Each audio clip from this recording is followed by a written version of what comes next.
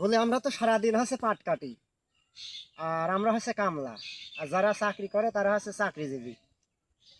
আমরা মরে গেলি কবিন যে হচ্ছে জন, আর যারা চাকরিজীবী তারা মরে গেলে কবিন যে তারা চাকরিজীবী করে, আর তারা এককালীন পাবেন 50 লাখ টাকা। আর আমার মতো লোক মরে গেলে দুটো যদি মেয়েটের ছেলে থাকে তাহলে তাদের বিয়ে দিতে গেলে জীবন শেষ। বাংলাদেশ প্রধানমন্ত্রী তারেক জিয়া সাহেবকে বলি যে ক্ষুদ্র ঋণ বলে 10,000 টাকা করে হচ্ছে মুকুব করে দেবি। আমি বলিস তা না করে যাদের কন্যা সন্তান আছে দুইটা, তাদের 10 লাখ টাকা করে অনুদান করলে আমার মনে হয় ভালো হয়। তার কারণ আমরা মরে গেলে কাশি ছাড়া কিছুই পাবো না।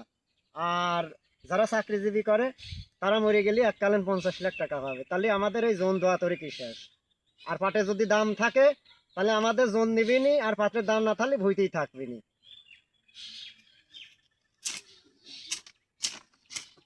তুই তো